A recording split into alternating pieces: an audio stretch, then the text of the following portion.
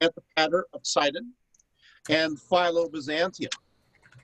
For the most part, they agree upon the seven wonders of the ancient world, what they are, these five sources. So most of them agree, and I'll get this out of the way so you know where we're going. Most of them agree that it is the Great Pyramid of Giza, the Hanging Gardens of Babylon,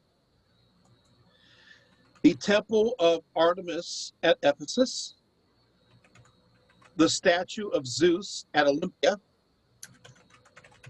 the Mausoleum at Halicarnassus, the Colossus of Rhodes, and the Lighthouse of Alexandria. So they seem to agree on those as being the seven. Of course, we hear about the seven wonders of the ancient world, and we immediately think of the word wonders.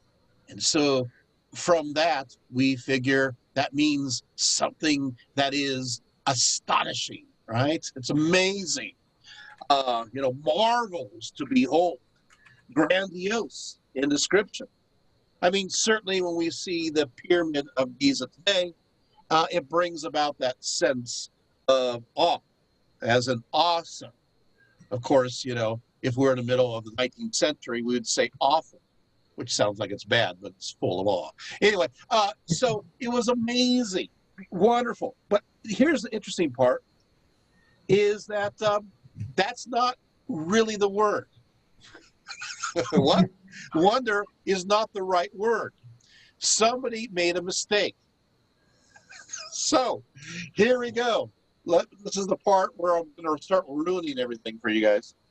The original Greek word is it's actually a theamata. Theamata means things to be seen. Theamata means things to be seen. So, in other words, these are the seven to be seen sights of the world. Now, the seven to be seen sights of the world, it doesn't sound that captivating. It's like seven must-see sights. But you got to realize this is tourism. They're trying to bring you in. These are must-see. We gotta collect them all. We gotta visit all seven of them, and so that's why it's must-see. So where do we get the word wonders? Somebody made a spelling error. So theamata is Theamata. Theamata. Well, somebody messed up and they got confused and they spelled it Theaumata,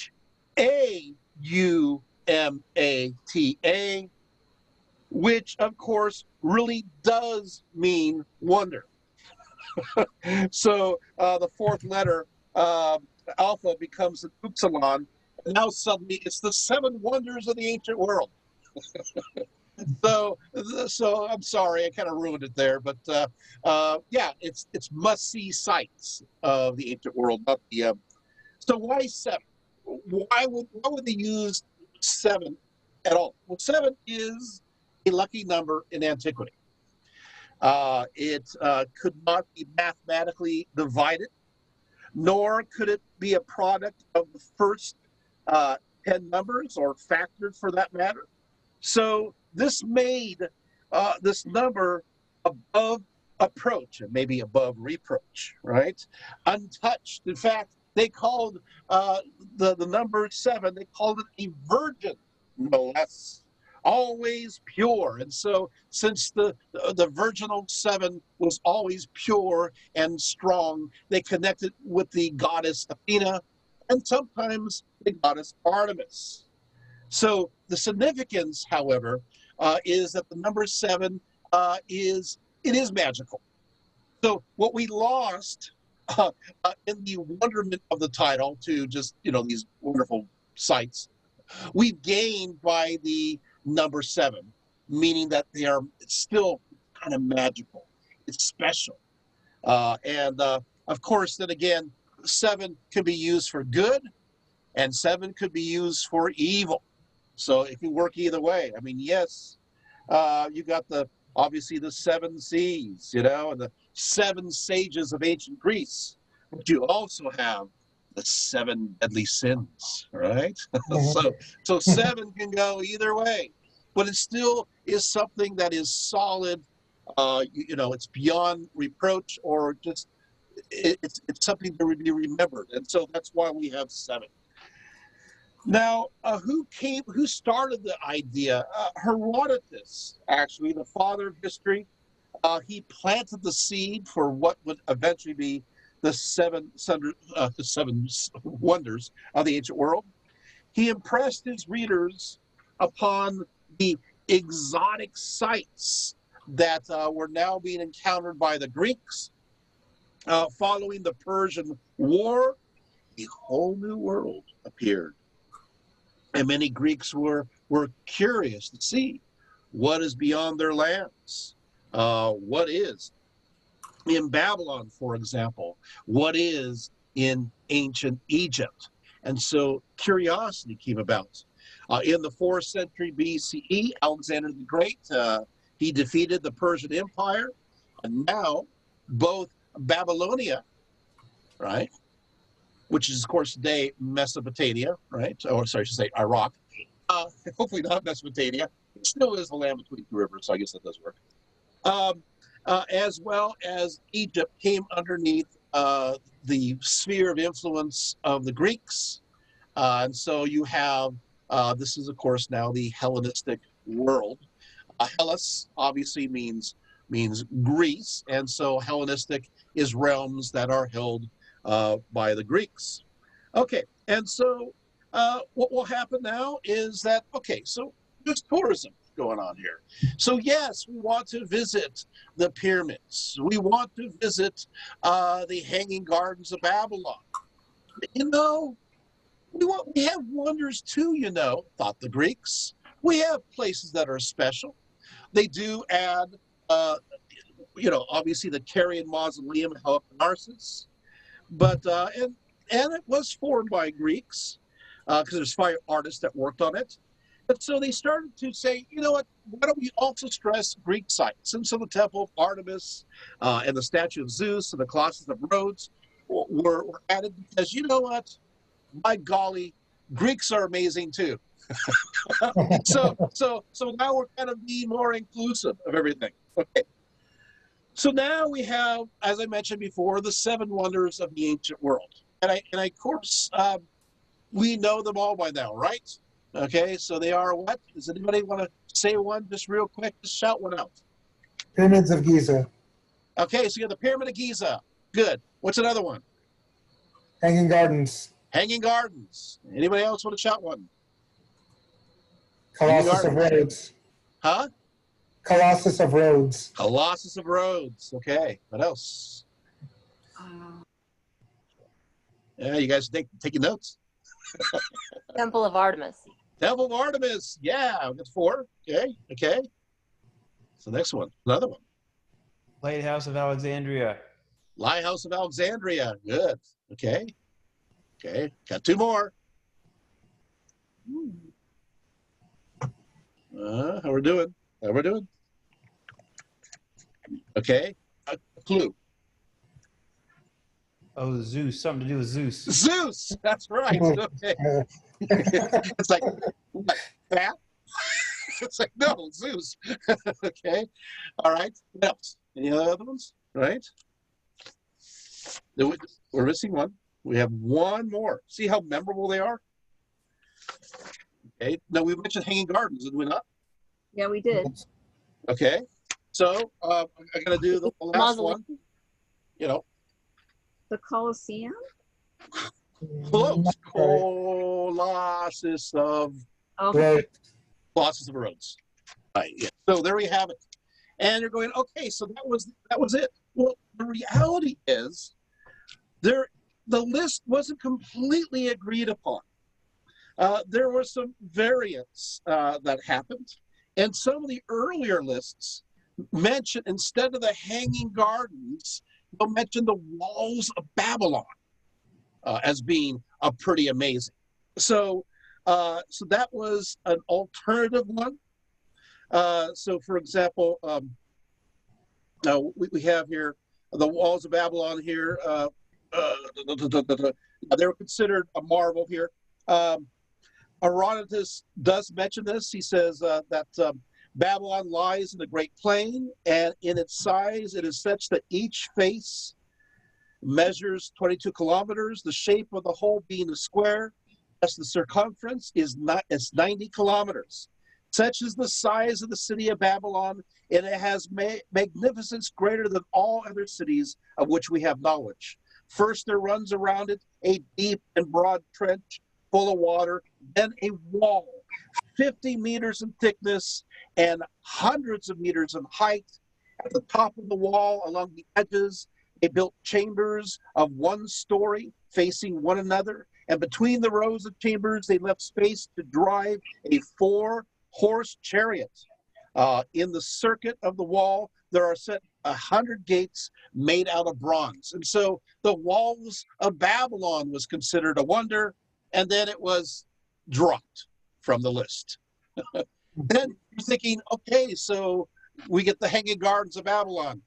Well, no, because then they thought, we're going to put the obelisk of Babylon. What? That's all stuff you don't know. Yeah, the great, you guys know the great obelisk of Babylon, right? No? No, I guess not. Okay, yeah, that was on the list. Diodorus of Sicily discussed the legendary obelisk of Babylon. According to this, it talks about Queen Semiramis, that she quarried out of a stone for the mountain of Armenia, which was 40 meters long and 7 meters wide and thick. And this she hauled by means of many multitudes of yokes of mules and oxen to the river, and there loaded it on a raft, on which she brought it down the stream to Babylon. She then set it up besides the most famous street, an astonishing sight to all who passed by. And this stone is called by some an obelisk from its shape, and they number it among the 7 wonders of the world. Okay, so you're thinking, well, okay, well, I don't remember that one. Well, guess what? Now it's time for the Hanging Gardens of Babylon to take over, right? No. They had another alternative. Still trying to make up their mind here. So this will be the Palace of Cyrus at Ecbatana, which, by the way, nobody has found a shred of. Nothing exists of it. Finally, we get the Hanging Gardens of Babylon. And so, but you know, I have found also on a list, strangely enough, the Hanging Gardens of Babylon and the walls of Babylon, and they had dropped the Lighthouse off the list. So, you know, like I said, we do have 5 different works that talk about the 7 wonders of the ancient world, plus references in other areas. It's pretty fun going through all this material and discovering so much of it unexpectedly. So, but there we have it. Okay, so as far as dating when these 7 wonders were kind of put together, let's go through this. Okay, so the Colossus of Rhodes was built between 292 to 280 BCE, while the Lighthouse was built during the reign of Ptolemy, which spanned from 284 to 246. And so most likely this list came about probably around the 240s. Yeah, so, or a little bit after that. Okay, the earliest surviving list, however, comes from Antipater of Sidon, dating from 140 BCE. And he says as follows, quote, I gazed on the walls of impregnable Babylon, along which chariots may race. There's the walls again. And on the Zeus by the banks of the Alpheus. I have seen the Hanging Gardens and the Colossus of Helios, the great man-made mountains and the lofty pyramids, and the giant tomb of Mausolus. But when I saw the sacred house of Artemis that towers to the clouds, the others were placed in the shade. for the sun himself has never looked upon its equal outside Olympus. So from the perspective of Antipater, the best of all, obviously, is the Temple of Artemis. Notice that the Lighthouse of Alexandria is not on that list, right? So still being constructed, and that's why I did it around that time. Okay, so let's get started on talking about the Great Pyramid of Giza. Why not? I mean, this is the one that still stands. We can still see it. We're still awed by it. I kind of actually think that it's a pyramid scheme, but that's just me. So what happened is, sorry, these jokes, I got to watch out. Philo of Byzantium writes as follows about the Great Pyramid of Giza. He says, whilst it is impossible to build the pyramids in Memphis today, it is marvelous to describe them. Mountains have been built on mountains. The sheer size of the squared masonry is difficult for the mind to grasp, and everyone is mystified at the enormous strength that was required to prize up such a weight of material. The ascent is no less long or tiring than a road journey. Standing on the top and looking down, one could only dimly see the bottom. The whole polished work is joined together so seamlessly that it seems to be made out of a continuous rock. To one's admiration and respect, and to its lavish splendor, it is through deeds such as these that men go up to the gods, or that gods come down to men. Wow, this is a great description of the pyramids. And you're thinking, oh, wait a minute, you know, it's so seamless. Last I checked, the Pyramid of Giza is not really seamless. It's lots of steps. You know, how in the world, right? Well, the reality is that those steps were not there. It was covered by smooth limestone before it was removed. We'll talk about when it was removed a little bit, but it was nice and smooth, which, by the way, makes the fact that he climbed it all the more awe-inspiring. Can you imagine trying to climb something as smooth and polished? So I got to give Philo some credit there. It's a pretty brave thing. I'll try to climb up the slide to the very top. Can you imagine that? Okay, it was built by the Pharaoh Khufu, also known as Cheops, from 2589 to 2566 BCE.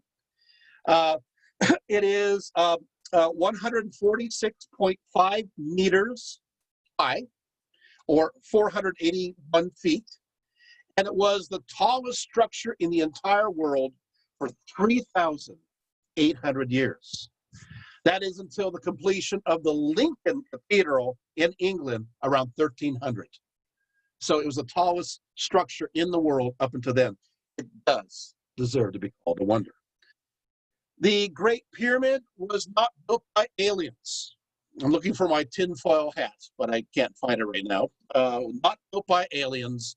It was not monuments for a spaceship to land. No, I kind of have to ruin things for you. But it was built in only 20 years. Got your attention? 20 years. Using a round-the-clock labor force, night crew and day crew. Of course, it's estimated that the weight, since there's about 2.3 million blocks, 12 blocks weighing between 25 to 80 tons would have to be placed into the structure every hour, day and night for 20 years. I'll say that again. In order to accomplish this, you have 2.3 million blocks, 12 blocks weighing between 25 to 80 tons would have to be placed into the structure every hour, day and night for 20 years. That's a lot of work to do. It was not built by slave labor. This is the old kingdom. They hardly had slaves. And those slaves that were brought in by foreigners. By the way, the Middle Kingdom didn't have instituted slavery either, although people felt like slaves at times. The New Kingdom did have slavery. It was brought in by those known as the Hyksos. And so, yes, New Kingdom, you have slavery. Old Kingdom, you don't. I think it's kind of connected to the fact that, in Egypt, living is easy. The Nile River, it comes in and takes care of things in an agricultural sense, but a lot of people have too much time on their hands. You got to keep them busy. And so during those other times, it kept them busy building stuff. They were contracted labor. So just want to mention that. In fact, we have, guess what? Records of this, which I think is kind of fun there. Skilled workers, 10,000 of them. Their camps have been discovered at the base of the pyramids by the archaeologists. The breakdown of this labor was hierarchical, consisting of two gangs of 100,000 men. Each of these gangs were divided into 5 zaz, or phylae, of 20,000 men each, and then subdivided from there. So that's how they did it. And, you got to pay them. Yeah, so we have lists of how they pay them. I kind of think it's kind of funny. I found one list. They fed them, what was it? Onions, garlic, and beer. Out of one list. I'm just thinking, hi, honey, I'm home. I've been working on the pyramid. Like, oh, can you imagine? Oh, okay. But you got pyramid breath. Of course, the interesting part about this is that they also gave them meat, the best meat possible, and we have found remnants of this best meat in the various pits by the labor camps. We have even found a journal that part of it survived, that was written as part of creating this particular pyramid. We have the guy's name. He writes down details and talks about shipping the stone up the Nile. Did you guys know this?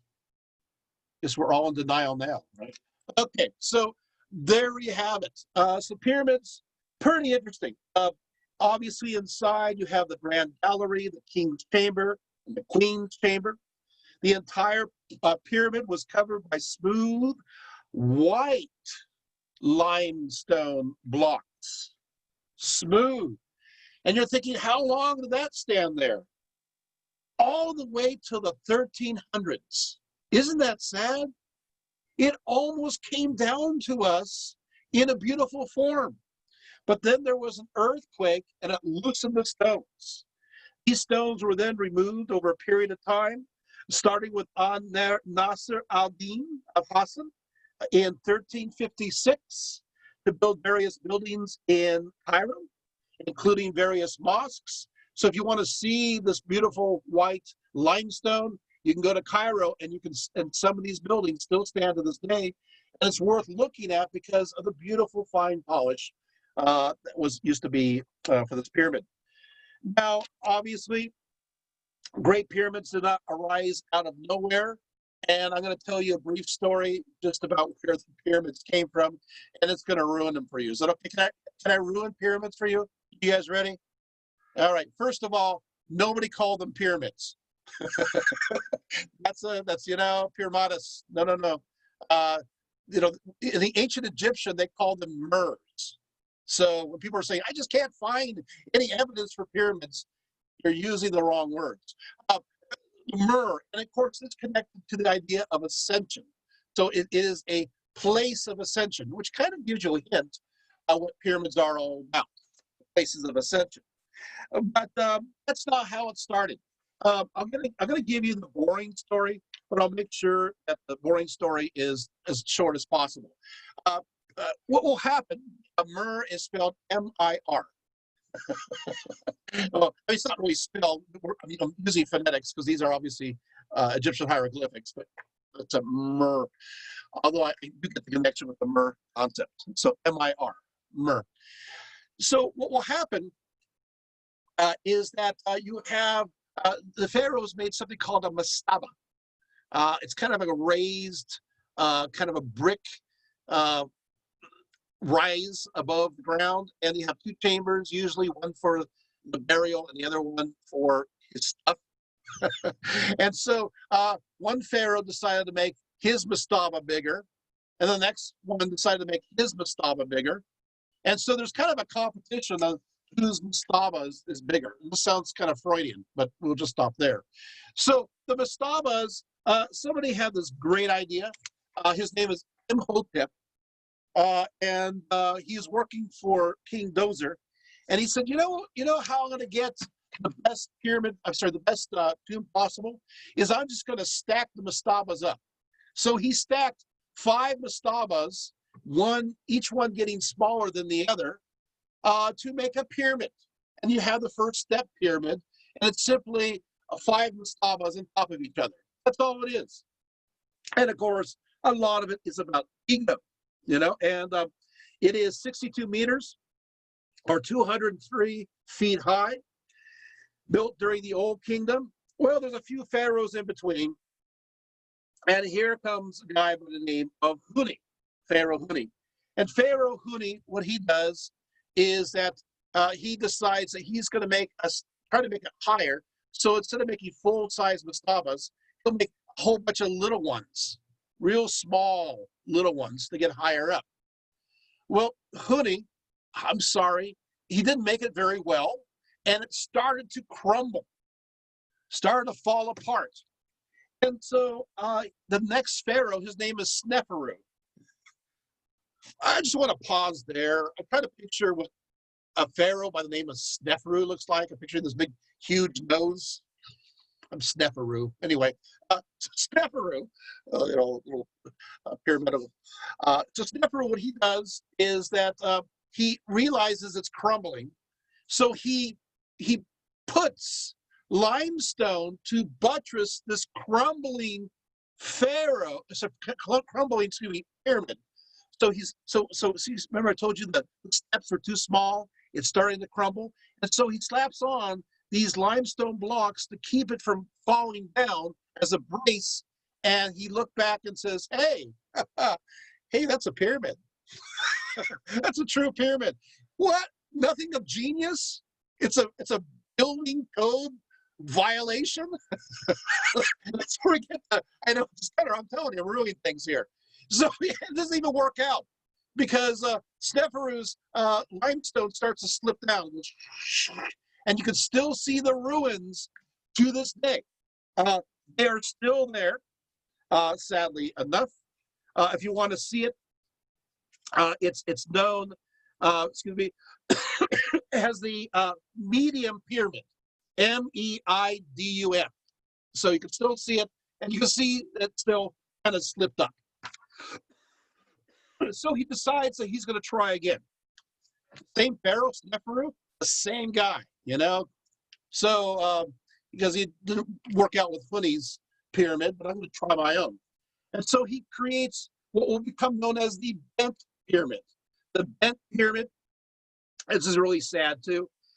It starts from the desert. It rises at a 54-degree inclination, 54 inclination. And then he realizes that it's not going to survive that way. And he changes his mind at the very end and turns it to the 43-degree angle. So he's like, this is too steep. This is going to collapse. And it's called the bent pyramid because it's bent. It's like this. So guess what? That same pharaoh starts for the 3rd time. People are always going, wow, we're so amazed at the pyramids. How long did it take them? Well, this one pharaoh is going through his 3rd try. So they're getting this down, trial and error. And this one is called the Red Pyramid. The Red Pyramid by Sneferu, it still stands to this day. And he figured out, well, we're not going to do 54-degree inclination. we're going to do the 43 that we had at the very end. He made the entire thing a 43-degree angle, and guess what? It still stands this day, and it is the most perfectly preserved pyramid. Still there. It's amazing. It is 105 meters, it's 344 feet high today. It's just a little shorter than the Great One of Giza, and it has the covering on it. We need to have more tourists go there. You know, imagine what it looked like. Okay, so what does a pyramid represent? Well, it does represent ego quite a bit, but it does also represent the tenacity of humanity to keep trying through trial and error to master the pyramid. You got to give them that. But later on, of course, they'll wink and say, hey, it represents, the ray of Ra. The rays of Ra coming down there, because it's not a building code violation at all. It represents the rays, and they go with it. And so that becomes a lovely story. You can also merge, because they are places of ascension, can be understood as resurrection machines, in a sense. I don't want to say it quite that way, because that sounds woo. But the idea is that it does represent the power of Pharaoh and his power over immortality, because he is, after all, a god king. So there you have it. There's other stories I can tell, but then the whole talk will be on pyramids, and I don't think I want to do that. Is that, you guys got it? So I don't have to talk about what happened to the pyramids, because guess what? They're still there. So let's move on to the Hanging Gardens of Babylon.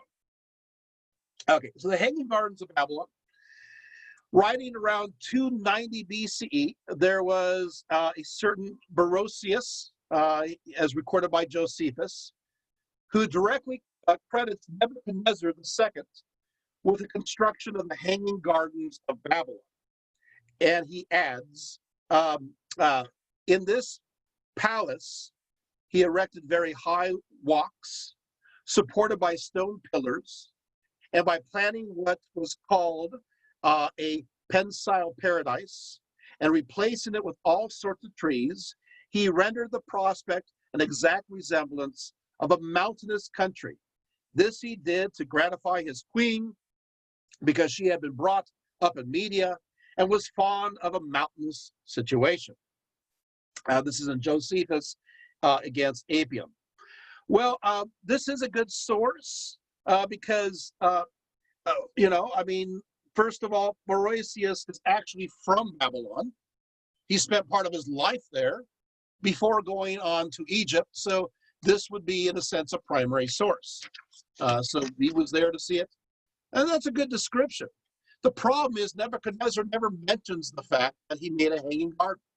So it could be Josephus going, hey, you know what? One Mesopotamian king sounds like the other. We don't like Nebuchadnezzar. We'll just put his name there. That's a possibility. The other possibility is that the inscriptions got lost. But we do know that making gardens, especially ones that seem to hang, was not unique. You have Tiglath-Pileser the first, 1115 to 1077 BCE, who made vast gardens of Nineveh that had a quality of seeming to hang. You have Nersenopol II, 883 to 859, who also planted extensive gardens. In fact, in his own inscription, I'm reading him now, canal water came flowing down from above through the gardens. The paths are full of scent. The waterfalls sparkle like the stars of heaven in the garden of pleasure. The pomegranate tree, which are clothed in clusters of fruit like vines, enrich the breezes in the garden of delight. I, assure the Sartopol, gather fruits continuously in the garden of joys like a squirrel. Okay, all right. He had me until squirrel. It was really beautiful, and I just picture this. But whatever. The point of the matter is, it is hanging. You know, it is a garden. Waters are coming down. It's beautiful. And so we go on. Diodorus Siculus also writes about these hanging gardens, and his description is pretty close to it. I'm actually reading his description. He says the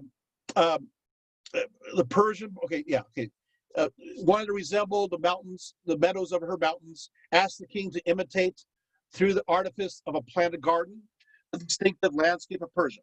The park extended 4 plethora on each side, and since the approach to the garden sloped like a hillside, and several parts of the structure rose from one pier to another, the appearance of the whole resembled that of a theater.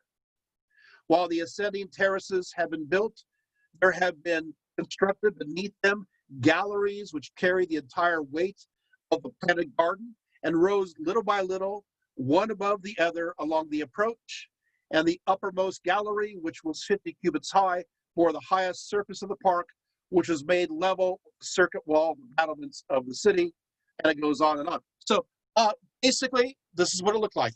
You just picture a theater, and the gardens are in tiers all the way down, but in a circular sense. You guys got it? So circular tier, going down and buttressed against the high walls of Babylon.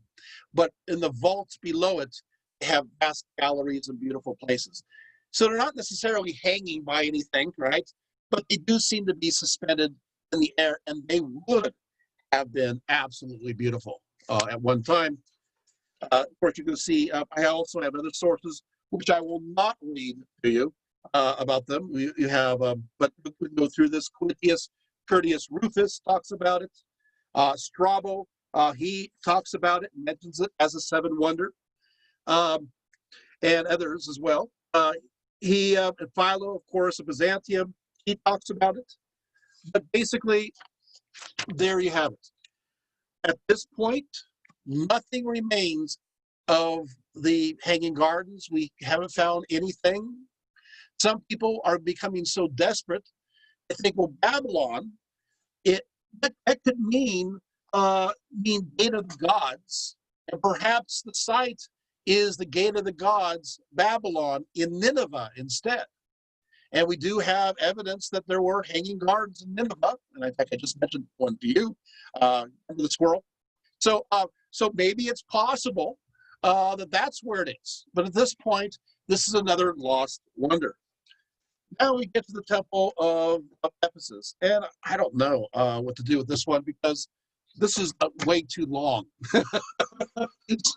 Okay, I would just say this: the Temple of Artemis was considered one of the favorites, and of course, I will just go ahead and ring this again.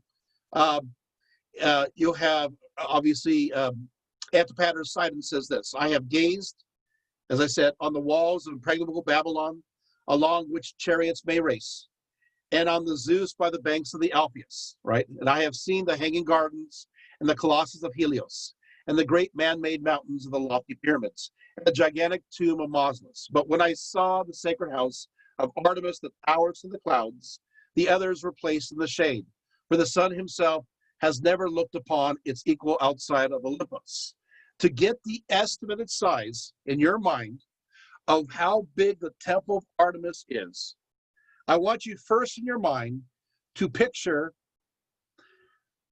you guys, right? I want you to picture the Parthenon of Athens. You guys got the image of the Parthenon of Athens in your mind? Now triple the size. That's big. It's 3 times larger than the Parthenon. This is huge. It was the first version of it was built between 560 to 550 BCE by the Lydian king Croesus. It was a monolithic temple. It measured 115 by 55 meters. It faced west instead of east, betraying its Anatolian roots. It had 127 slender fluted ionic columns that were 19 meters high and were crowned by brightly painted volute capitals decorated with rosettes that were painted a nice bright red. It was a flashy temple. You gotta paint the Astropolis red after all. It keeps it protected.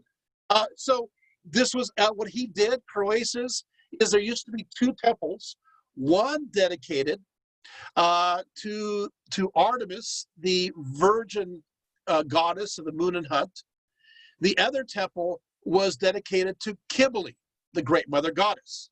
Anton Bammer, who I had a chance to sit down with, Anton Bammer is kind of like the Albert Einstein genius and famous when it comes to, looks like Albert Einstein, by the way, famous for his connection to the Temple of Artemis.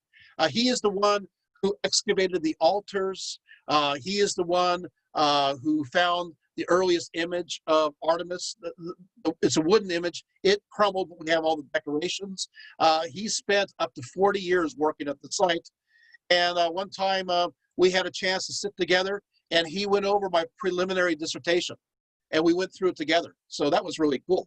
Because I can't get this information wrong because he's there going through with me. And I do have pictures, if you're interested, of me and him working together on it.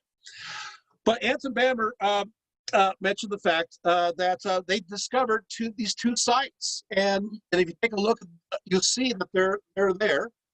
And what happened is Croesus tore down both those sites and built one temple on top. Well, actually, one temple on part of one of them. The other kind of was in the foreground, and the forefront. And so what happened is, here you go, a temple dedicated to the virgin goddess of the Greeks, and you got a temple dedicated to the great mother of Anatolia. When you made it into one temple, it became dedicated to a great virgin goddess, a great virgin mother goddess. You guys getting this? So we see this already in inscriptions by the time we get to the 4th century. Is this fascinating? So this concept comes about. You can see it's very interesting because Ephesus was the place where they declared Mary Mother of God at the Third Ecumenical Council of 431. Interesting, just kind of throwing that one out for free. There's already have been a precedent there for a virgin mother going all the way back to this time. These ideas are being cemented together. That's amazing in and of itself. But this temple was burned down. Okay, and they built another one. The reality is, Herodotus is the one who burned it. You're not supposed to say his name, but, because he got the rap. I gotta tell you a secret. Anton Bammer told me this one. He didn't really burn it down. What happened is that it was actually sinking in into the ground because it was unstable, and there was already cracks developing, and so the priests destroyed their own. Shh, and and he got the rap, so they could rebuild it in a better way. Yeah, we actually have inscriptions talking about the continual repairs of this temple towards the end, and so they took it down, they burned it in a remarkable fashion. Somehow, all the amazing stuff inside was saved. That's the first big clue. They're moving everything else to wink, to knock down this thing. So they rebuild the Temple of Artemis, and it is just as wonderful as before. 117 ionic columns again, and so forth and so on. You had great sculptures and so forth there. You had in front of it a giant U-shaped altar that dominated the courtyard. It was 39 by 20 meters. It's a big altar area. They had stalls for 20 oxen. So they had 20 oxen they could kill. They had a whole series of taking care of that. In fact, part of this altar complex, there was one part of the altar that had a statue of Artemis on it. And what it did is that the long and the short of it is, this U-shaped altar, is that it faced the altar faced the how do I say this? The Epiphany Window. And what's interesting is that in the Epiphany Window, you have which is in the pediment of the temple, you have an image of Artemis that was golden. So what happened is that when the sun would set in the west, the light would hit directly the image of Artemis in the Epiphany Window, and then the light had figured out would splay straight down like a ray right down onto the altar area where the other Temple of Artemis was located. Isn't that cool? So they had it all planned out. Yeah, okay. So playing with light, of course, everybody at that moment would go, oh. There is another Epiphany Window on the opposite side as well, because, why not double up the effects? It was, again, we know exactly how they did the processions. And of course, I could tell you exactly that, but then we would be here forever. So you could ask me afterwards about that, but we don't have time. So anyway, amazing place. We move on to the statue of Zeus at Olympia. Oh, I should tell you what happened to Temple of Artemis. Sorry. Be bad. Okay, so what happened is that beautiful temple doing pretty well. And then between 249 to 251, everything goes wrong in Ephesus. You know how 2020 is with us? Yeah, that's 249 to 251 for the Ephesians. We're talking fires, we're talking plagues, and we're talking barbarians coming down and attacking. That's not enough. I mean, this is just a horrible period of time. So, I mean, the Ephesians will probably look at us today and say, hey, I got you. I know how you're doing. So what happened is the Temple of Artemis burned, and so they had to reconstruct part of it, but not to its full extent.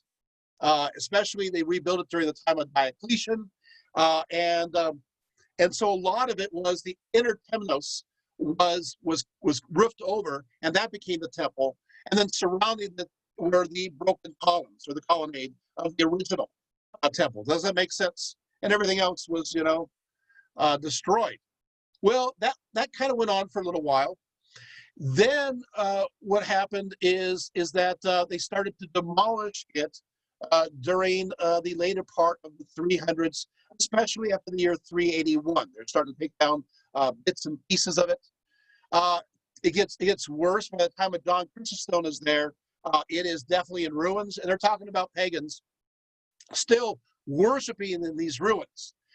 Many of the images of Artemis were politely buried as opposed to destroyed. We got two famous images that were taken good care of, so they felt bad, the new era is coming about. And so they bury what's called the Great Artemis and the Great Beautiful Artemis. And as you know, they're unscratched, great condition. So they gave them a proper burial. Well, then I'm going to share some information that nobody knows again.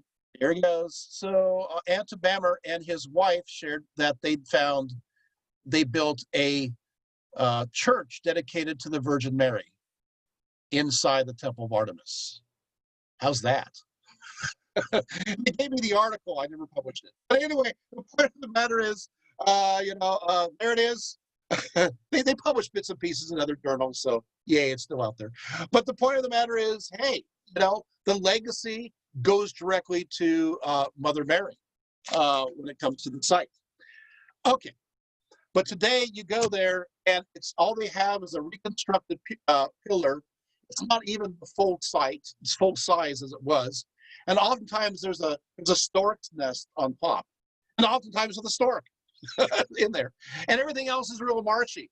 So this great site of one of the 7 wonders of the ancient world, or 7 must-see list of the ancient world, it's kind of marshy. I love going there in May because all the turtles like to swim around the ponds throughout the temple site. But if you're not into turtles, it's hard to figure out what's going on. But even the turtles seem a little bit lost.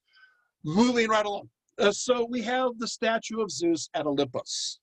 Now, of course, on Olympia, you have the Olympic Games. You guys having fun yet? So 776 BCE at the start of the Olympic Games. These are, of course, dedicated to Zeus. And so the Temple of Zeus is obviously built. It's not as big as the Temple of Artemis, but it's a nice size. But this temple needed an image of Zeus inside, since especially all the Greeks are arriving from near and far to Olympia to visit every 4 years. And so, in fact, they make a great offering of 100 oxen to Zeus. And after these oxen were burned, the ashes were mixed with water from the Alpheus River and then thrown into a mound by the altar. Up to this day, there's these huge mounds built because of these sacrifices. Okay, so the person who's commissioned to build this, create this great statue, his name is Fadius. And Fadius, he got himself in trouble in Athens. He's the one who built or created or sculpted the image of Athena in the Parthenon. And they accused him of taking some of the gold. You know, they couldn't account for it all. And he embezzled. And so they, of course, the real reason he's friends with Solon, but we're not talking about that. So he got himself exiled. Well, where is he going to go? Hey, let's go to Olympia. So he ends up in Olympia, and he's asked to make the statue of Zeus. So the same person who made the statue of Athena on the Parthenon is the same one who made this great statue of Zeus at Olympia. And so he began his work in 432. It is considered one of the greatest statues ever made, one of the most beautiful statues ever made. I do have a description, but I'm not going to read the whole thing because we only have so much time. But I do have somebody who visited the site and wrote about it right after he was there. His name is Pausanias. And he says as follows. I'll just give you a little hint at the details. He says, the god sits on a throne, and he is made of gold and ivory. On his head lies a garland that is a copy of olive shoots. In his right hand, he carries a victory. This is like a female-like goddess, which, like the statue, is of ivory and gold. She wears a ribbon, and on her head a garland. In the left hand of the god is a scepter, ornamented with every kind of metal, and the bird sitting on the scepter is the eagle. The sandals also of the god are of fine gold, as is likewise his robe. On the robe are embroidered figures of animals and the flowers of the lily. The throne is adorned with gold, with jewels, to say nothing of ebony and ivory. Upon it are painted figures and wrought images. There are 4 victories represented as dancing women, one on each foot of the throne, and 2 others at the base of each foot. On each of the 2 front feet are the Theban children, ravished by sphinxes, while other sphinxes, Apollo and Artemis, are shooting down the children of Niobe. It goes on. I mean, we're talking, it goes on. In fact, it goes on. What I'm trying to tell you is there's a lot of stuff going on there. Every aspect of mythology, let's just go ahead and throw that one in. And so there you have it. According to the Roman historian Livy, following his victory over Macedon, the Roman general Aemilius Paulus visited the statue of Zeus at Olympia and was moved in his soul as if he had seen the god in person. So amazing was this statue. Dio Chrysostom, who also visited it, declares in his Fadius of Zeus at Olympia, O best and noblest of the artists, how charming and pleasing a spectacle you have wrought, and a vision of infinite delight for the benefit of all men, both Greek and barbarians, who have ever come here, as they have come in great throngs, and time after time no one will gainsay.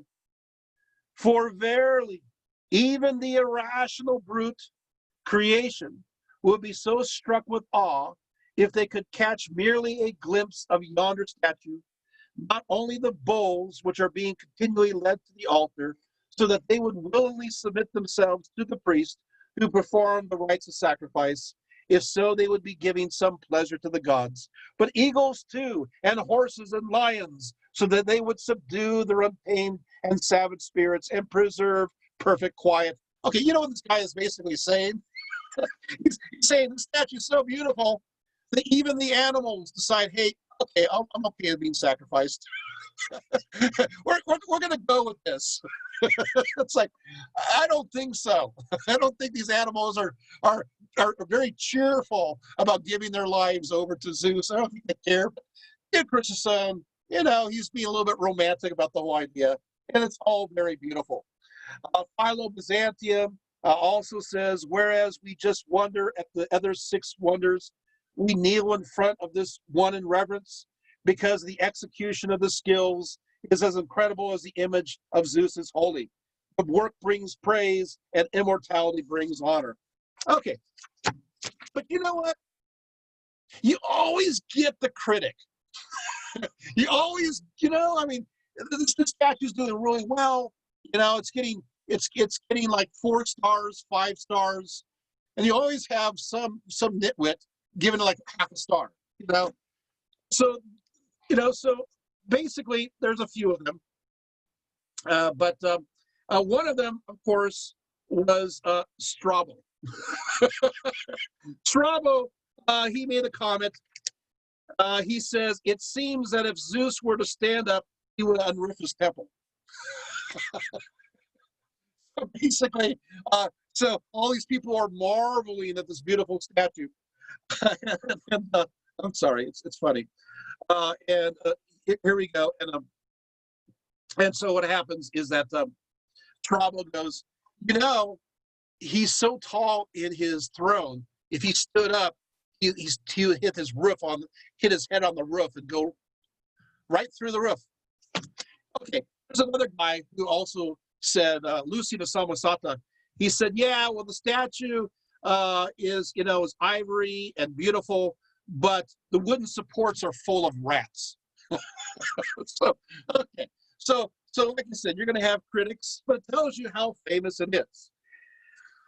Well, what will happen is, as time goes on, is that everybody wants to have it. Oh, by the way, Fadius, you're thinking that, why did Fadius make the statue?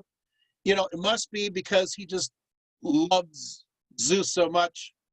And he does say that he was very much wanted to honor the Zeus that he saw in the Iliad. But who he kind of really did it for? His boyfriend. It's like, what? Yeah, so in fact, he immortalized his lover, Pantarchus, by chiseling Pantarchus Kalos.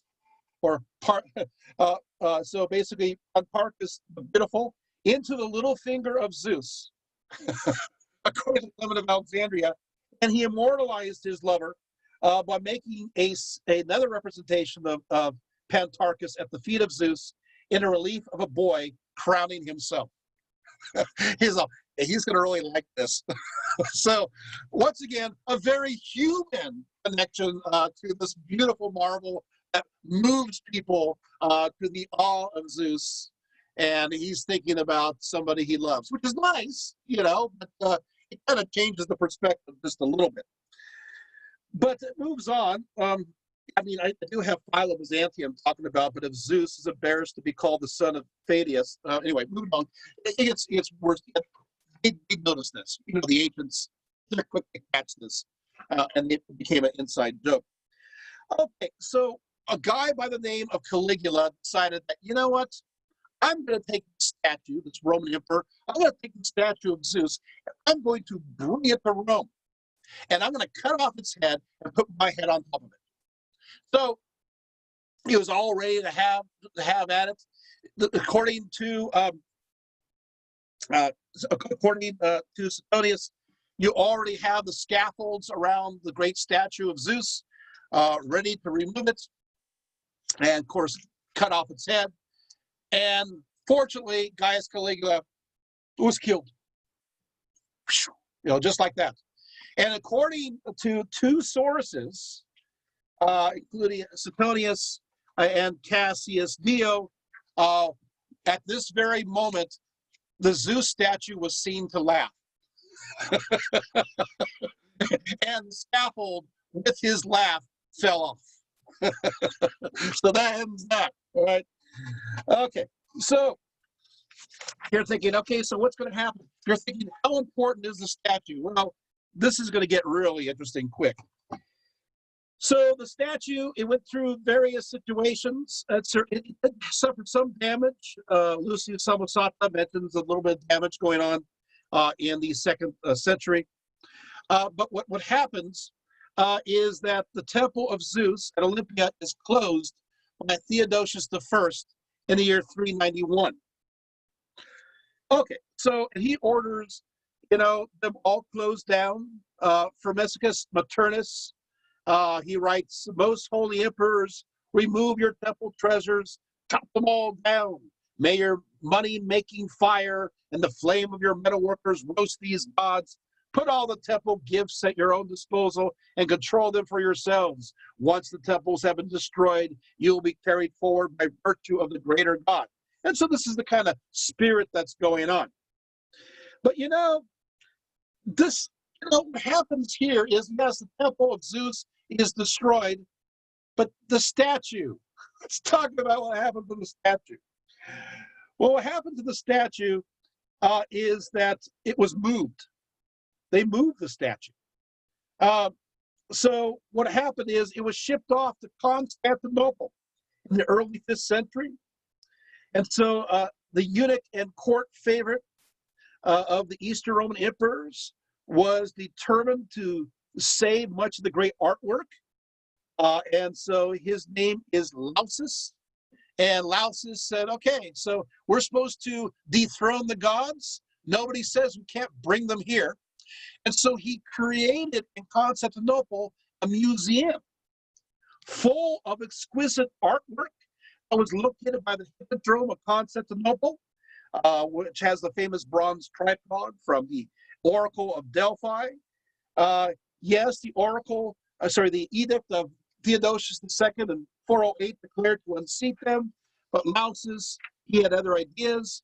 And so he built his museum by the stadium and by the baths Zeuxippus. And there it stood, along with the famed statue of Aphrodite from Cnidos, as fashioned by Proclus, as well as other famous treasures. Unfortunately, the Palace Museum of Lausus was destroyed, burned in 475 because of a fire.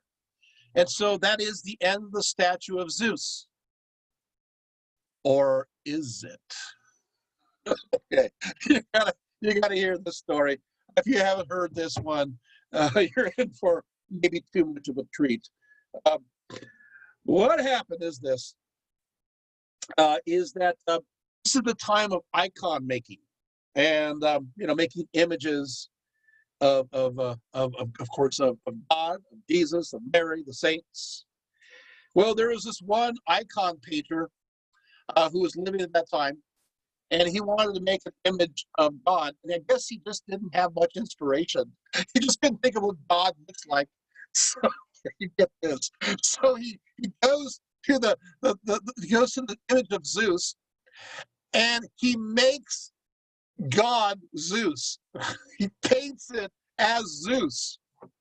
So if that's not enough, this is of course Gennadius, the archbishop, the patriarch of Constantinople from 458 to 471, heard about this. And of course the story is, the legend is that for doing such a terrible thing, the icon painter's hand got gnarled, cursed.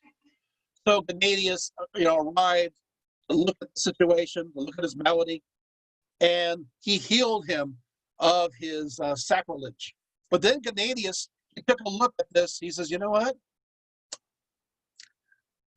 Kind of looks like God. Oh no, it does look like God, And he said, well, Gennadius, maybe this, you saw behind Zeus, God. So, and this particular image of the bearded Zeus, his hair is ever so straight, parted directly in the middle, having a straight nose. Beard is like a fork. And this image then became popular with makers of coins as God. Now, this image is going out on the coins. You can take a look at coins from the period of time, for the 400s and the 500s, and you got these images of God. It's like, wait a second. Wait, he's holding the scepter. Wait, his beard. Oh, no. And it became the famous Christ Pantocrator image, which, by the way, in Byzantine art, is still the image today. So we have comments on this. Even John of Damascus talks about the fact that in the painting, he divided the hair into parts so that his face should not be hidden, for this was the way the Greeks painted Zeus, unquote. Oh, no, we got ancient confirmation on that, even into the 700s. So when you see images of God or Jesus Pantocrator, congratulations, you are now seeing the image of Zeus from Olympia. That's your big epiphany for today. I'm sorry, you just can't make this stuff up. I just think it's too funny. Okay. I know we're running out of time, and we're at the mausoleum of Halicarnassus. Well, I think we're doing pretty good. What do you think, huh? Okay. Under the Persian Empire, of course, you have obviously the Greek colonies were suffering. The Persians are taking over. I got to tell you, I'm going to be very unpopular. The Persian rule wasn't too bad. Sorry, it was bad for some people, but the Carians did pretty well. Let's talk about ancient Caria. I think the Carians are so interesting because it's an egalitarian society that was able to survive, even as late as that period of time. We had as many male as female leaders in the southern part, probably a legacy left over from even before maybe the Bronze Age. Anyway, so Mausolus, yeah, that's a guy's name. Mausolus was a petty client king of course, the Persian king, the King of Kings, Lord of Lords. And that's, by the way, the name Mausolus is where we get the word mausoleum from, right? And Mausolus, he was in love with, of course, his beautiful wife, Artemisia, who is also his sister. So it's kind of like, so she's like queen sister wife. Okay, anyway, so what happens is that he was, he fought oftentimes against Rhodes, and he eventually dies, and his wife takes over, sister wife takes over, Artemisia, from 353 to 351, after which point she dies, and she was able to take over Rhodes, by the way. In fact, she made a huge monument dedicated to that fact, which the Rhodians later on, after her death, tried to cover up because it's pretty embarrassing how she beat them. But about this story, she wanted to create a great monument to her husband. She was, by the way, so in love that she mixed his ash with her wine and drank it every day. You just can't make this stuff up. I don't know how much was left of him to put into the mausoleum, but to ask that question if that legend's true. So she builds this gigantic mausoleum. Well, then of course she dies. Well, in the 1st century CE, Pliny the Elder notes that you had artwork done on each side. He says the circumference is in all 440 feet, and the breadth from north to south 63. The two fronts being not so wide in extent. It is 25 cubits in height and is surrounded by 63 columns. The outer circumference being known as the pteron, which means the wing. The entire east side of the mausoleum was sculpted by Scopas, the north side by Brexus, the south by Timotheus, and the west by Lercarius.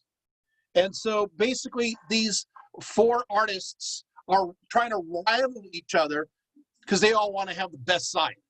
You're going to look at my side. And so, hey, you know what? Competition is sometimes good because it made the sculptures absolutely amazing. Amazing.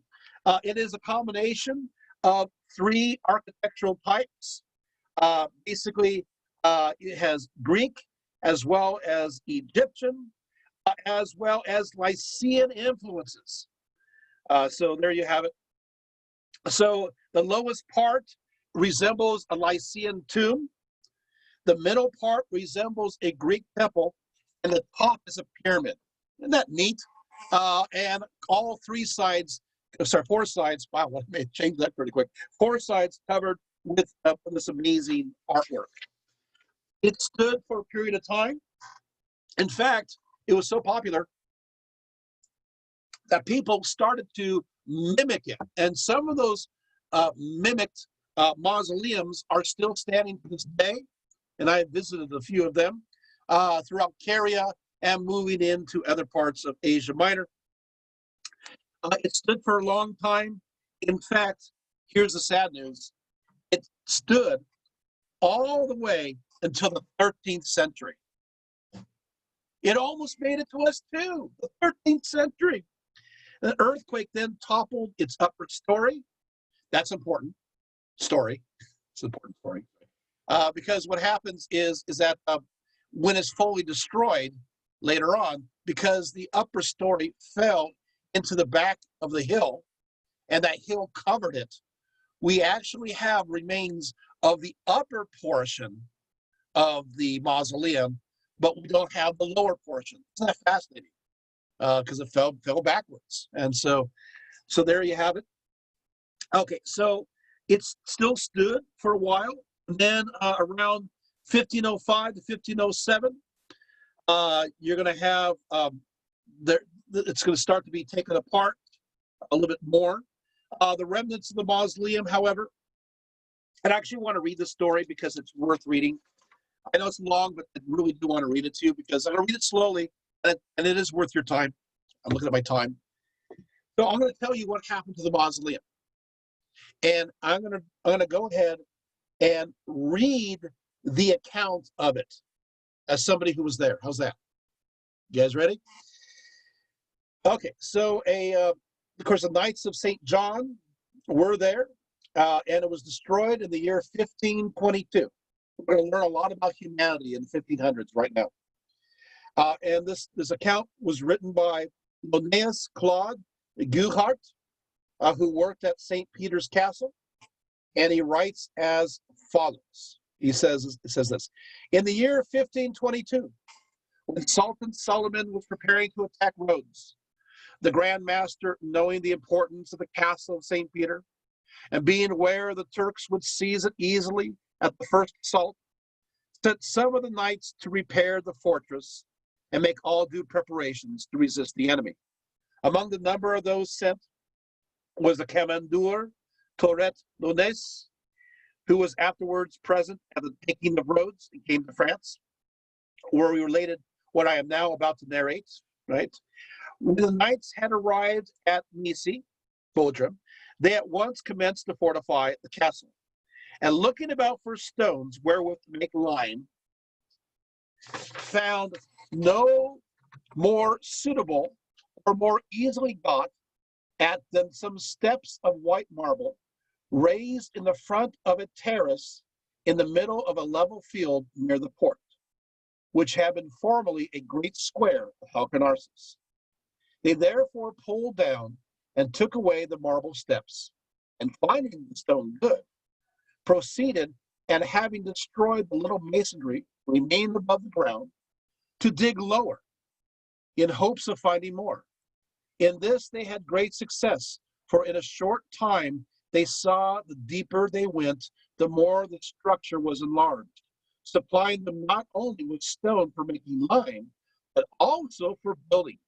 After 4 or 5 days, hope you're still listening, having laid bare a great space one afternoon, they saw an opening into the cellar.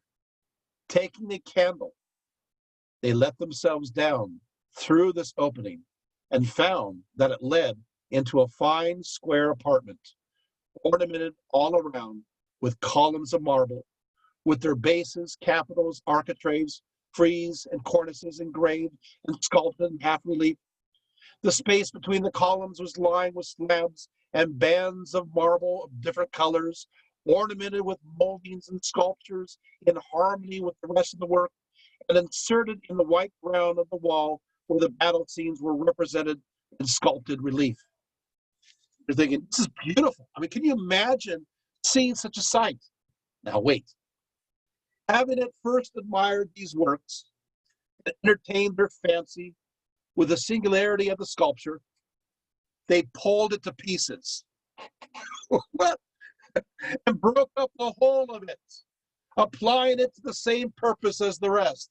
Isn't that disappointing? I mean, you're just like, something is awe-inspiring, marvelous. You're like, wow, this is amazing. Let's destroy it. Break it down and use it. I tell you, those people in the 1500s, obviously, we've improved since then, right? Beyond this apartment, they found a very low doorway, which led into another apartment, serving as an antechamber, where was a sepulchre which was decorated with column tops and companion of white. And they keep discovering all these beautiful things. They even found fragments of cloth of gold and spangles of the same metal. Absolutely beautiful. And of course, they destroyed the whole thing. There is nothing left of the Halicarnassus except for pieces that are reused in St. Peter's Castle, and drumroll please, a happy accident where part of the top layer fell back into the hill behind. Archaeologists found that, and as a result, we can reconstruct the top levels. Isn't that great? I love Halicarnassus. I've been there 3 times, but it's definitely well worth the visit. Especially you have a good guy that knows how to try to figure out this gigantic hole in the ground and tell you what it really is there. He's like, can you imagine, how wonderful this is? As I'm weeping. Okay, we're at looks like we're at the Colossus of Rhodes, and we'll see how much time we have. Okay, we got 2 more. We can do this. The Colossus of Rhodes. Well, the Colossus of Rhodes, long story, really short, is that during the Hellenistic age, you had after Alexander the Great, you had these various generals they're fighting about, and there's a certain Antigonus, the one-eyed, and he has a siege against Rhodes, and Ptolemy the First of Egypt wanted the same site. Nobody likes Antigonus the First, the one-eyed, anyway. And Ptolemy was able to help the Rhodians through a relief ship so they can hold against the siege of Antigonus the First in 304. And as a result, Antigonus abandoned his plans. So he left, leaving his siege equipment worth 300 talents, thanking Helios, their patron god, for this victory. They decided to use these 300 talents to erect a great image dedicated to their savior, solar deity.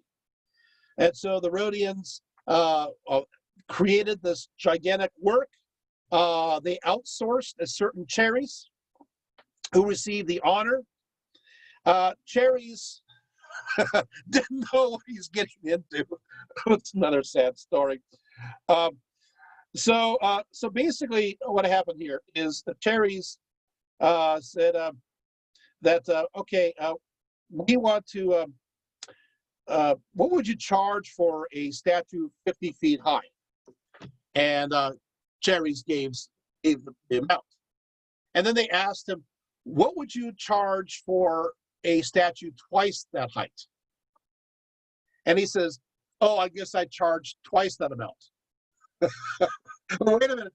When it comes to engineering, making something that high as a statue was so daunting, he wasn't thinking straight.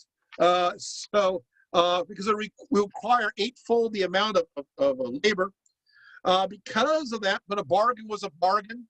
So he set about trying to make the statue, and then then they ran out of money. But since he had by his honor promised to make it under budget, he used his own money, and then he committed suicide. So poor guy, didn't work out for him. This great statue stood for a long time, dedicated to the sun. Well, actually, not really a long time at all. What happened is that while it was built, it took from 292 to 280 BCE to build. It was 60 feet, 18 meters in diameter, and its legs did not span the harbor like we thought. It was just off to one side, right next to that castle, where there are remnants of some of the statue's supports that are still there, which they recently discovered. But it was destroyed in 226. So it only stood from 280 to 226, about 60 years. But the ruins were so cool that people loved to visit them anyway, because they're still monolithic, and it was still a tourist attraction. So good news there. What happened to it? Well, what happened is it was in ruin, stood there to the 7th century, and during the Caliphate of Uthman, between 644 to 656, the entire work was sold to a Jewish merchant who shipped it all off. And he got a good price for it too. So that ends that, that great wonder. And we're finally at the lighthouse. We made it. Whew. There is a light at the end of the tunnel, and it is a lighthouse. So here we go. I will just mention the fact that the lighthouse was approximately 350 feet high. This tower was the second tallest man-made structure and in antiquity. Of course, obviously, the Pyramid of Giza was the first one. It was pretty amazing to behold. The Pharos Lighthouse was constructed on a holy island that was mentioned, by the way, in the Iliad. It had strategic importance. The problem is that so many ships would crash along that shore. It was very dangerous, and so a lighthouse was definitely needed. The story goes is that Ptolemy II had Sosistratus make this great lighthouse, but he forbade him to put his name upon him. Sosistratus figured out what to do. What he did is he carved his name on it, covered over plaster, and then put the king's name on top. And he knew that the plaster would eventually crumble and his name would be revealed, which it did. And it declared a special dedication. Sosistratus of Canudos, son of Dexphanus, to the savior gods, protecting those upon the sea. So he got credit in the end. It is the lighthouse. Its light was seen accordingly between sometimes 30 to up to 100 miles away. It used a reflective bronze, since wood, they didn't want to use all this wood, so that's how they magnified the light. I know I'm going pretty fast through this, but I want to talk about one section here, that the lighthouse was a tourist attraction. And so basically, if you're a visitor, I want you to just kind of pretend, if you will, you're visiting the Pharos Lighthouse. You walk up a 600-foot ramp. You arrive at the doorway. This entrance was located above an elaborate base structure, having many chambers. As revealed through coinage minted at the time, the door was consistently lower on the structure up until the reign of Antonius Pius, when it was raised higher. So there's some structural changes. As you enter the tower, you would see the dedication of Ptolemy II, and then later, of course, Sosipatres. Inside the lowest section of the building, tourists could walk up a spiral ramp to an observation deck that was about 200 feet up the rectangular section of the tower. Here, you're thinking, this is wonderful. So you're already kind of looking out of the balcony. So what do they describe as being here? This was the place to purchase gifts and snacks. What? Yes.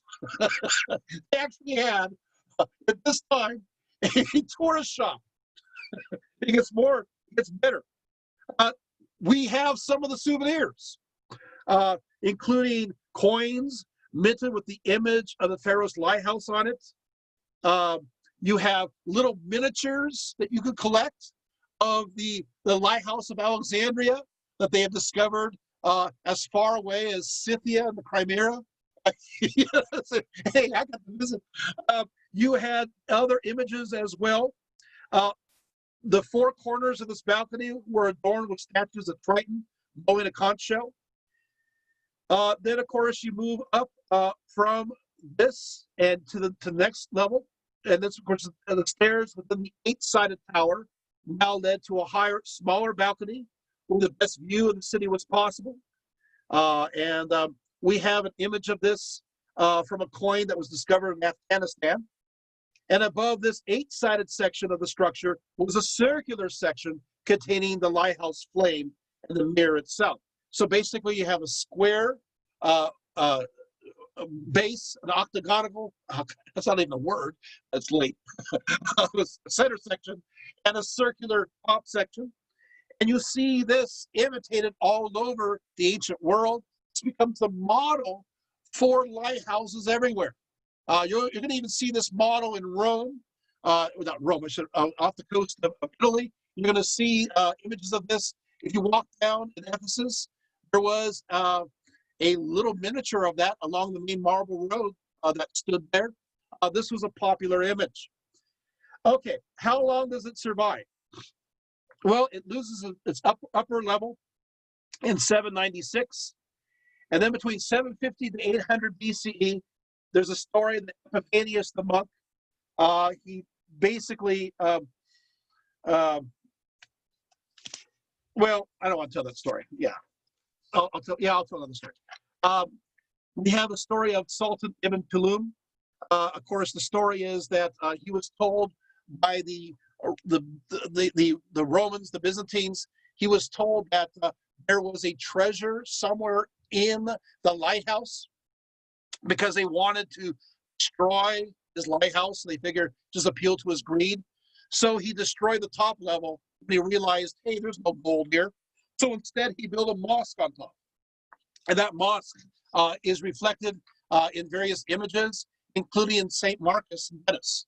You'll see the image of the mosque on top. Isn't that fascinating? The lighthouse continued to stand, and in fact, was restored to its former glory in 1272. But what will happen is eventually on August 8th, 1303, 1300s are not very good for these monuments. The entire lighthouse shook and fell. And part of it fell into the sea. And to this day, you could see, if you go underwater, which you're probably not going to do, you could see the outline of where it fell, which is fun. And they're trying to make some kind of underwater park in that area. So that will be cool. They found an image of Poseidon there. And then, of course, the rest were looted and used for the nearby fortress. And that ends the great Pharaoh's lighthouse. So what are we leaving with here? Because obviously we're finishing up right now. We're leaving with, of course, that these 7 things you must see truly are, from our perspective, wonders. Seriously, you look at the pyramids and you can't help but feel awe for them. The Pharaoh's lighthouse, with its brilliant beacon, was able to bring in ships to safe harbor, and the light was seen for up to 100 miles away. This statue of Zeus literally moved people to tears.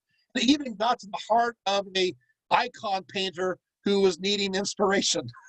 You know, and you think about this, the mausoleum became beautiful because of competition. And I mean, so really, these are masterpieces that are definitely worth remembering, and it shows the creativity and the tenacity that we have by our human nature. The pyramids do appeal to ego. The mausoleum does appeal to competition. The Pharaoh's Lighthouse does appeal to utilitarian grandeur that was much needed. The Statue of Zeus does appeal to aesthetics. The Temple of Artemis does appeal to a sense of loftiness of this place in the clouds. And of course, you have the sheer balance between nature, right? Nature and humanity, the balance between in the Hanging Gardens of Babylon. And I think that together they are an amazing accomplishment. I know I did forget one, but I don't know. I don't have much to say about the Colossus of Rhodes because it only lasted for 60 years.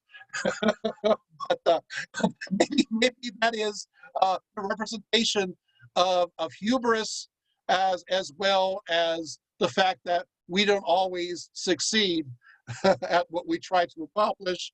Still, people appreciate it anyway. So thank you very much. I hope you enjoyed the talk. And I'll get one more picture of everybody before we all go. If you want to turn on because we have some more people joining us. And then I will open up for questions. Ready, set, and let's see if people. Okay, we got more people. Okay, cool. A few seconds here. Oh, yay. All right, you guys survived. These are the veterans that survived. There we go. Okay. Whew, we finished the talk. We made it. Okay, any questions? As I realize I haven't had any of my drink except for like how many sips? No wonder I'm coughing.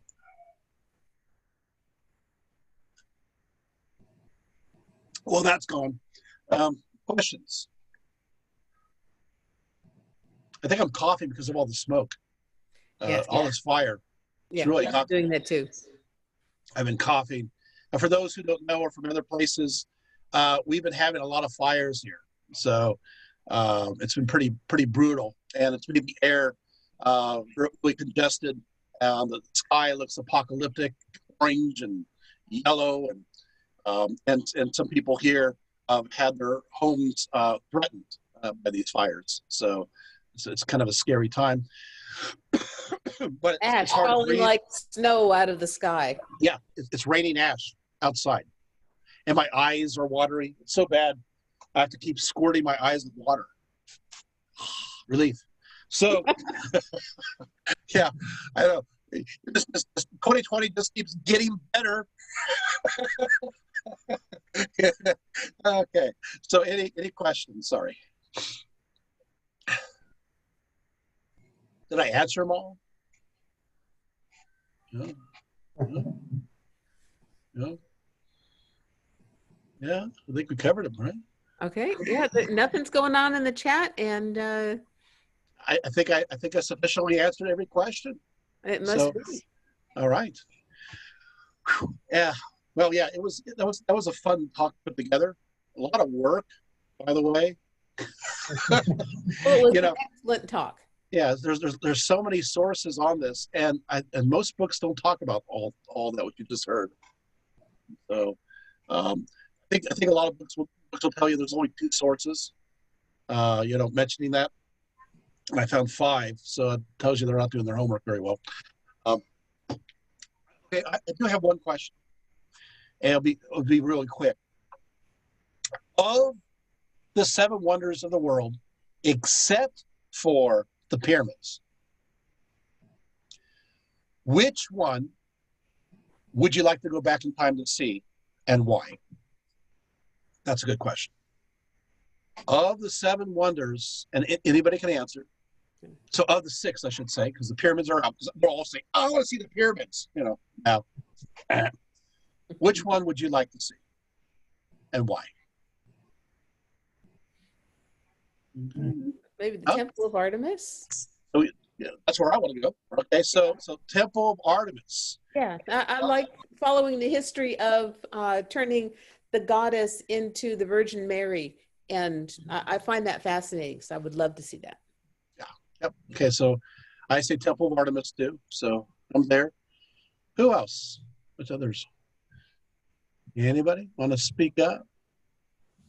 Colossus of Rhodes. The Colossus of Rhodes. You know, it's funny. Pliny the Elder mentions this too. People loved climbing the ruins. They would go inside. They're like hollowed tunnels. This monolithic monstrosity that collapsed, and it was fun. People actually built dwellings inside of parts of them. So it would be fun to run through a tunnel, an arm or a leg. So yeah, I could see that would be fun, and you know, it's the unloved monument. You know, somebody's got to love it, you know, and testimony to somebody who thought he could do anything. Yeah, I could double the size. Yeah. Okay, good. Anybody else you can just quickly say. Harry and Laurel both vote for the Temple of Artemis as well. Temple of Artemis. Looks like I'm taking people on a tour. Okay. Anybody else? All right. Anyone that's not the Temple of Artemis or I'd want to see Zeus. you want to see the Statue of Zeus? Statue of Zeus, absolutely. Yeah.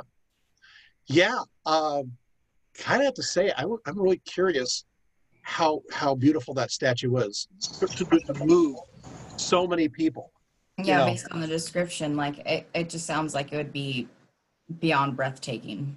Well, people were like in tears when they saw it. Well, and of course the whole thing where animals are willing to give themselves up. Exactly. Yes. Anybody else? Well, Good. I would like to also, well, I've been to Olympia, so I'm always fascinated with the Olympic Games and everything. So that's just a part of the whole complex of that was pinnacle to the unification, or at least the common culture of Greece. And so the beauty of the statue, but it also wasn't really touched on, was just how central that is in bringing the unified identity of Greece through the Olympic Games, through Zeus as a common deity. All told, you know, like be a continuation of what I've already seen there, but to see it in its glory, and the stadiums in their original place instead of the partial overgrown type stuff that I saw. So yeah, I'd love to see that. I mean, it had to be a beautiful showpiece for people to go there every 4 years and to bring all these people together. Yeah. I mean, you know, and for that to be translated into the image of God, this is the concept. You just can't make this up. So I guess Zeus goes on. But yeah, and you know, they found Fadius's workshop too. So I'm sure they mentioned that on the tour. They found portions of that and where he worked away, and yeah. Okay. So anybody for any other one? So we got. It looks like we got 2 statues of Zeus. We got 3 temples of Artemis. We can add more Artemis if you want. Stephanie votes for the gardens. Huh? Stephanie votes for either the statue of Zeus or the gardens. Yeah, the gardens. Can you imagine, you know, how tall, because I gave you the dimensions, how tall they were, like a theater, just row after row after row after row. And then, of course, the gigantic galleries underneath. And they mentioned, I didn't mention this, but they mentioned that they had on the underside vegetation that did not need to have sunlight growing there. And kind of cool. You know, so you had different kinds of you know, space and utilization of it. And so it's more than just something just beautiful. It's just, I mean, I think it's utilitarian because they did grow orchards There's some engineering stuff that's, as I understand it, was pretty fascinating. A lot of speculation because I've seen some programs that were searching for it and maybe found it, maybe not. But the hydraulics of the whole operation, the engineering of it, the architectural aspects of it. Yeah, the Archimedes had the screw that brought the water up. They would try to figure out from the river. They said they had to bring that water up somehow, all the way up those tiers. Yeah, those are good. I love those shows. Yeah. All right. Okay. Any last requests? Because I'm going to take you there right now. Okay, we're there. All right. Thank you so much again for coming. I hope that was fun. We'll exercise and have a great night. Thank you. Thank you. Thank you, everyone.